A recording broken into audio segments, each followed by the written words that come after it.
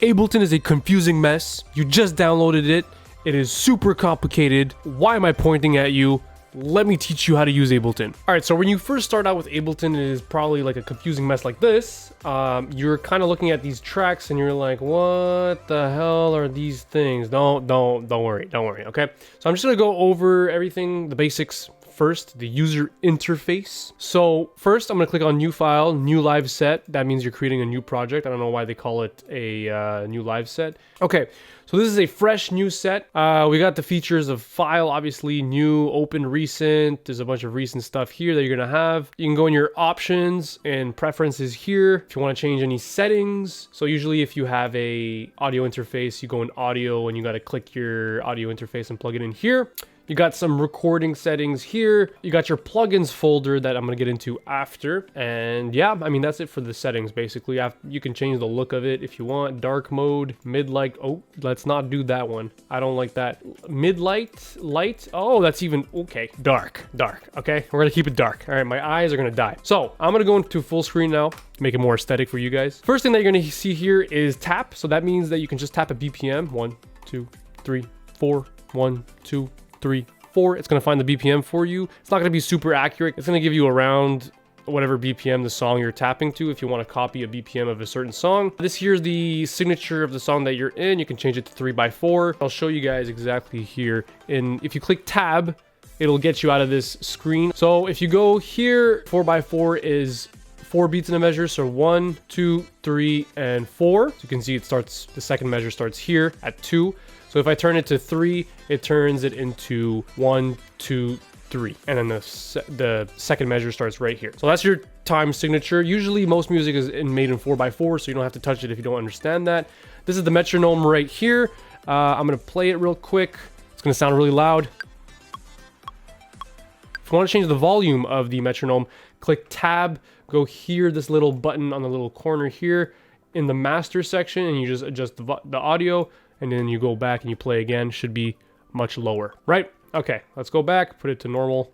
So I'm gonna click off the metronome. You could also change the metronome so it becomes, you know, every quarter of a measure, so every beat, or 1/8, so you double time it, or 1/16, so you quadruple time it. So that's just the metronome options. You can also make triplets for them as well. You have all the choices that you want depending how you want to play your MIDI, right? If you want to go fast, slow, to help yourself. So here you have play, stop, and the record button. So it is recording MIDI here. I'm gonna get into MIDI in a second. But if you want to record a track, you got to click on the side here. Red, it's got to be red for it to be recorded. So I'm currently recording my own voice, right? I'm currently recording my own voice. So you can hear that. I'm going to delete this. So a audio track is anything that you plug into your computer with a microphone or guitar, electric guitar, anything that has a external source of input. And a MIDI track is anything that is a virtual instrument. So any plugin that you have or any virtual instrument that Ableton has, I'll get into the virtual instruments in a second. I'll show you guys on the side bar right here what everything means. But yeah, so these are all the tracks that you can go through.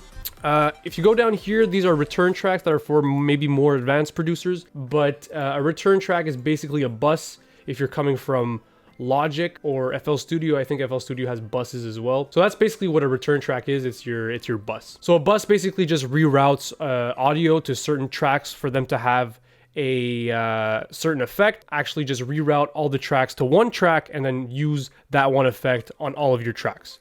It's basically like kind of grouping your tracks together. So to send the audio to the return tracks, all you got to do is come back to tab here and put everything up forward. And if you want everything to go only to the return tracks, then you got to click on sends only. So the return track is a send.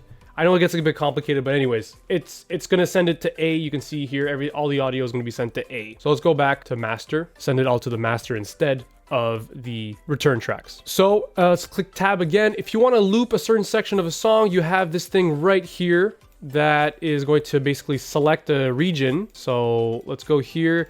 And if I click on this, it's going to loop the certain section that you selected right here. So let's go right here and just loop it. You can see that it's just going through that little track there, that little section. So on the side, you have a bunch of sounds. So these sounds are basically samples you could use, just instruments in general. You click here, bell, ADV, double click it, whatever. So these are just a bunch of sounds that Ableton has organized for you. You can either go through all your sounds in this little section here in the sound section, or you can do what I do, and I just go through all the sounds through, like, let's say if I want drums, I'm going to go in the drum section, not sound section, because it's kind of like group all together. I kind of want to just, when I know what I want to go to the exact section that I want to go in. So I'm going to go to drums, and let's say choose a drum kit, double click on it, it'll put it on the track down here. This down section here has all the effects that you're going to put on your track. So this one already has a bunch of effects on it. You can see here, if I double click on them, it opens them. It's got a bunch of preset effects.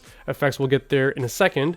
But yeah, so this is the drum section. You get to pick drums. Instrument section is all your virtual instruments. So all of these are in your sound section here. So percussive and stuff like that.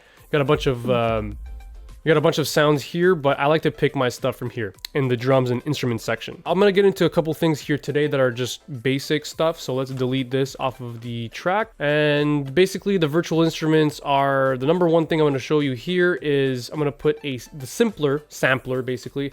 This thing is a sampler that you just drop any audio file in it and it's gonna play it out of your MIDI. So you can create a section here. You select it, say Control-Shift-M, or Command-Shift-M on Mac, and then you double click and you have a MIDI section here where you can just play a bunch of notes and double click them. So that's where you're gonna start playing your notes within the section, and then you loop it. So we can get a sample from here. Let's go to samples, wood, whistle, vocoder. Sure, it doesn't really matter what we're gonna pick. I'm just trying to show you that this is going to now play all the sounds that are here. There you go. So you can sample things with the simpler. Let's go back to instruments. There's also a sampler that is a bit more advanced, but simpler is obviously the simple one to use. So I'll let you guys explore the sampler, or maybe I'll make a video on the sampler as well. Make a video on simpler and sampler. So operator is the next one I want to get into. This is just your simple basic synth. If you guys want to start using the synth and don't really know what any of this is, don't worry. If you click on the arrow, it gives you a bunch of presets that are in the sound section here. So you're using the instrument, but there's also a bunch of presets that you can use. So you can use a organ stereo if you want. You double click it, it sets it here, and you play it, right? Playing it on my keyboard. But yeah, so I'm gonna click on the arrow, get out of this section of operator. This is where all the presets are for anything. So in the simpler preset, you have a bunch of piano keys and stuff like that. There's a bunch of samples already in Ableton, so you don't have to download extra sounds if you don't want to. There's already tons of them. It might not be eye-pleasing, but there are tons of sounds in Ableton. So yes, this is the instrument section of Ableton where you get to pick your virtual instruments and do whatever you want with them. Now, this is the audio effects section, and this is where you're gonna have your EQs. So you go to EQ and filter, you have your typical EQ here. That you could click the arrow and make it bigger, and then you can start moving your EQ around if it works. There you go. That's an EQ. This is basically to just level out the frequencies of your track. In the audio effects section, there's also in the dynamics department, you can get a compressor or glue compressor if you want. They're very similar. If you know how to use compressors, then you can probably figure it out. But basically, they're just compressors there to level out the audio, the volume of your track. So you also have another section here, drive and color, which is mostly your distortion stuff. So there's vinyl distortion and saturator. You can drag it here. Boom, that's vinyl distortion. And overdrive, one of my favorites. You can set the wetness, you know, do your stuff. Experiment with this if you're starting out, but I'm just showing you around the ways around. Okay, so in the clips section, there is a bunch of pre-made clips that you can use. Let's say chord C minor.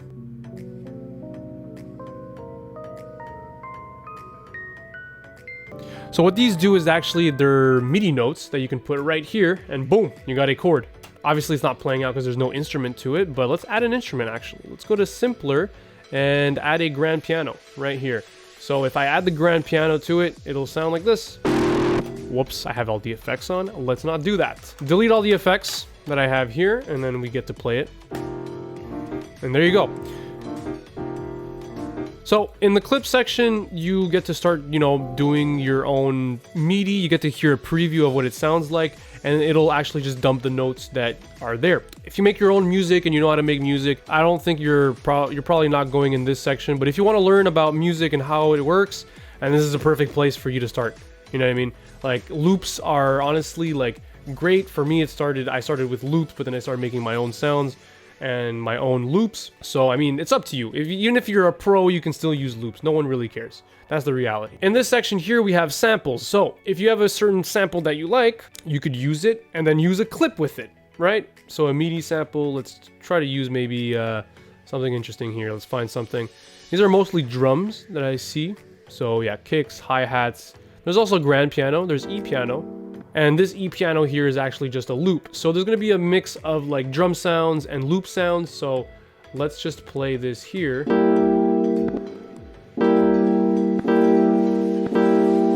So that's a G diminished road monger. Anyways, that's what it's called. It's G diminished. That's the chord. So there's a bunch of loops, chords, samples, just sounds in general that you could use for your tracks. Anything that you really want, you can just type it in. If you want a kick, you know, a kick for your track, boom, you got a bunch of kicks here.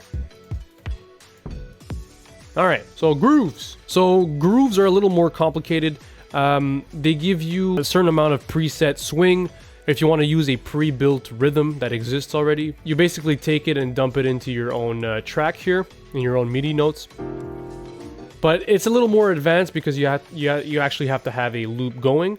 But yeah, that's essentially what it is. This is your template section where you get to create your own templates. I don't really use templates when I make music. I just kind of go with a blank slate every time. But I do have my own like audio track presets that I use because I mix vocals or whatever. So actually, if you want to create your own presets, you can just create a default preset for your tracks. So let's say I want this to become the new preset. I won't click on it, but I can say save as default MIDI track, right?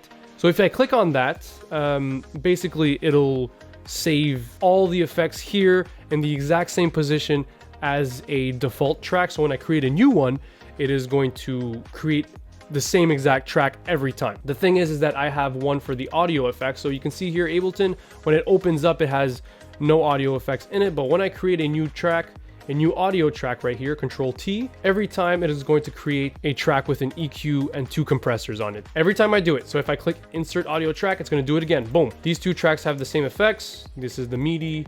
We go up here. So I have a default preset that I use every time I make my tracks. So let's go into the MIDI real quick. This is going to be the last thing that I show you. I made a video on this, but I'm going to show it to you guys anyways. If I delete this, I'm going to recreate a certain audio section here. Let's actually loop it. Right here, you have the 4x4 signature in your MIDI section, and you can click on scale and start composing in whatever scale that you want and only use those MIDI notes. So if I want to produce an E minor, I can click on scale and it'll show only the notes that are within the scale. So you never actually make a mistake when you write in your MIDI notes.